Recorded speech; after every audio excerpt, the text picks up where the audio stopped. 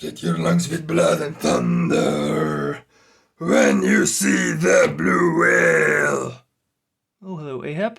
What are you doing there? Let's get you out of there.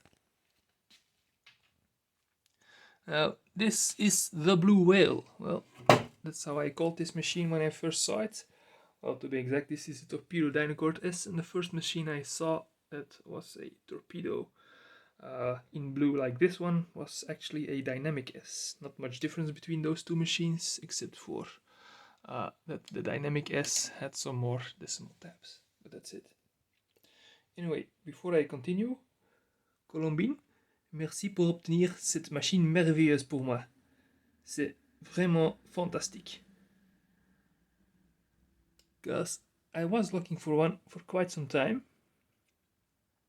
After I saw the Dynamic S in a German auction, and I couldn't find one. Well, I found already quite a few of these by now. I found one in Germany, but that was local pickup only. I found a second generation in the Netherlands that I got because I had a lot of issues with this one that I couldn't seem to figure out. And then I found this one in France, and a fellow Discord member, Colombine, she was so kind to pick it up for me and send it to me. So why do I call this machine the Blue Whale and not just the Torpedo or Torpedo Dynacord? Well, in England, these machines, torpedoes, were marketed as bluebirds, and because this machine is so massive, I just started calling it the Blue Whale. Well, let's go over some functions.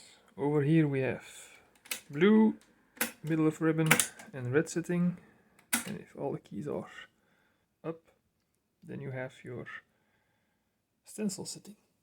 Over here is shift key, shift lock. Shift lock can also be disengaged from the right side. This is your margin release.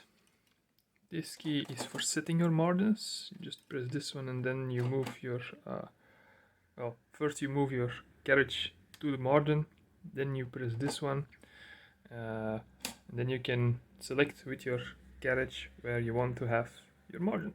Pretty cool. This is tab removal.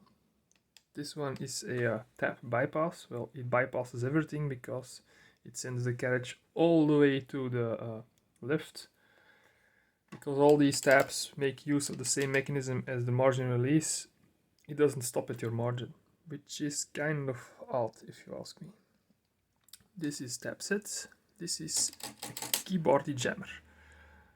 This is your backspacer. And over here we have regular spacing and double spacing. Your touch control is over here. I just leave it at 1. Underneath the hood, as you can see, the blue whale has already drawn some blood. Well, not really. I have some Baco silk ribbon in there, and that stuff is really over-inked. Not a bad thing. It means I'm gonna be able to type very long with this ribbon. But these keys were actually clean before I typed out the test sheet.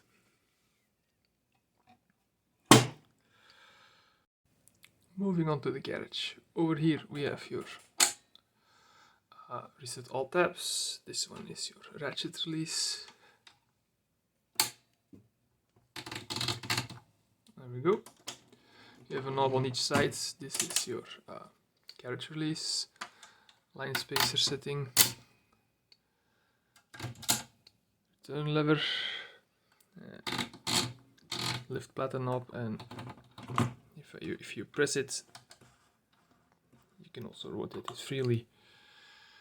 Here is your paper guide, which has settings for A3, A4 and A5. If you shove it all the way to the right and left is always difficult for me. This is your paper bale. This thing used to have plating on it, but it was corroding because for some reason Torpedo chose to have a system with little brass or metal thingy that rubs all over it. It's neat to keep it in place and whatnot, but yeah, it completely scratches the surface and therefore yeah, removes all the plating and causes corrosion in whatnot. One tip: when you remove these, wear safety goggles. Put your hand around it like that, because that spring is one of the more powerful springs in this entire machine, and that little nub that is moving all over this paper bale is gonna fly everywhere. Very annoying. Thank God I wore safety glasses, because the first time I didn't have my hand on it and the thing just popped straight to my eye. Not a nice experience. And this one is one of my favorite things. I really do not understand why, for example, Olympia, when they have this system on their SM series, didn't put it on their SG series. It's really nice. It's really cool as well. I can imagine that the plastic support on an Olympia SG, it's a little bit wider, is better when you're working with, for example, an A3 sheet or a landscape sheet, because it's going to be floppy on both sides anyway if you use something like this, but still, it is way cooler and you can't lose it. You can break it, of course, but that's something else. Over here we have a setting for how many lines you would like the paper injector to forward. I just keep it at 7. This is your paper release. Over here you can see the numbers changing in the front. This is how many carbon copies you want. It moves the platen ever so slightly back and forth. And this, of course, is your right platen up. Nothing special about that. And over here, a little bit hidden, is your right hand carriage release. That's it for this machine. Function wise, there's nothing special in the back. Oh, wait, one thing, of course. This has a quick release carriage. 2 levers. There we go. And now this thing just lifts up. And now I can put it anywhere I want. And give you guys a look-see at this. So here you can see tab mechanism, your escapement gear. So here you can see the difference. This is the one with the little arrow. Over here, that one. So you can see that it's just a sharp piece of metal. It hasn't ruptured or anything. It's like that. And these are all your decimal tabs. This one sits. This one bypasses your margin. Over here is the rod to control your margins. And then you have 2 little more rods in the back. There we go. This is your sets and reset of tabs. Very cool machine. And as you can see, there's not a big hole in here like you have on the SG series. That's because this well over here, it contains your mainspring. It's in the horizontal plane instead of the vertical plane. The downside of this system over here is I really wish that they didn't have a plate like this, because you need to take off the hood. Not that difficult. You have 2 screws over here, 2 more underneath the ribbon cover over here,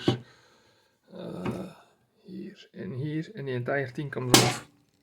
And then you need to remove a backplate to look below it.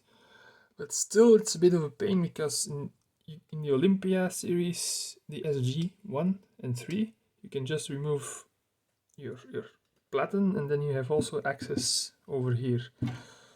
I wish I had that access, because I had some very annoying fixes to do, which can be seen in other videos I will surely post in my channel.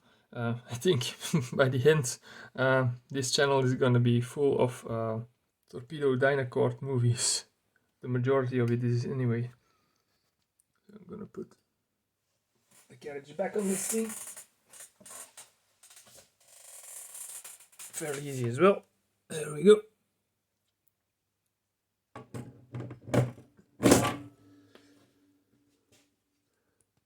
That's that. And yeah, this is the Torpedo Dynacord S. Let's not forget the S. Oh, one more thing.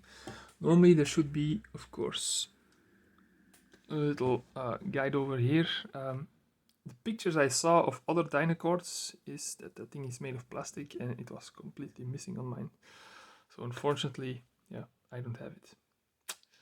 But it works without it nonetheless. Time to do some typing. That never gets old.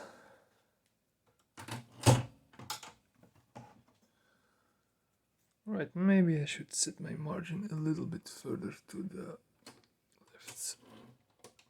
There we go.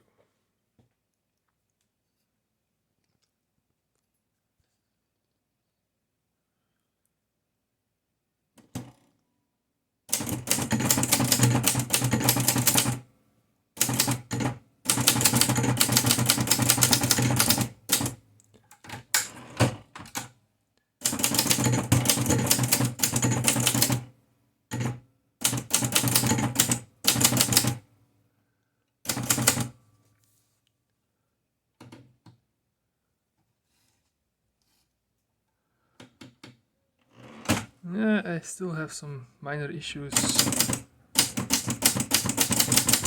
some keys on the left. A bigger backing paper helps a bit.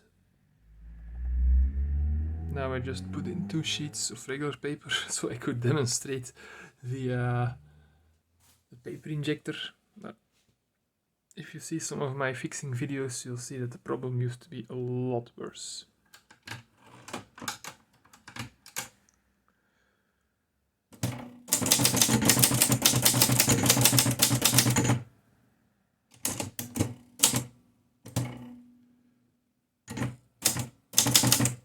Oops.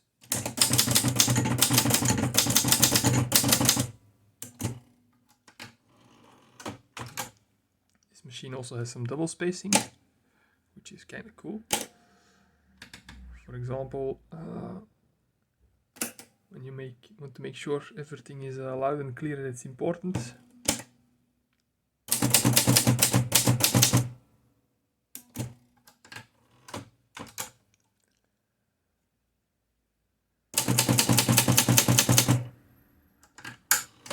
That should have been a full line, but you get the gist. Still very cool. Now, one thing people often ask me when they see this machine, well, when they knew I bought this machine, was how does this one compare? So that one. Well, as far as I can tell,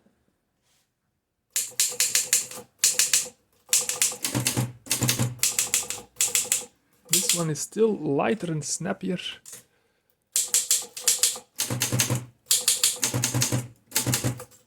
Oops.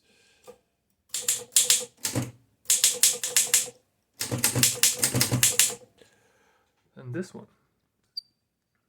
Nevertheless, it's not that much heavier. And it is a really cool and fun machine to type on. Oh, well, time for me to make some important tablet reports. And I think what I'm also gonna do is have a chat with someone from HR, and I'm pretty sure they'll never see this coming. And they'll never see anything coming on when I'm done with them.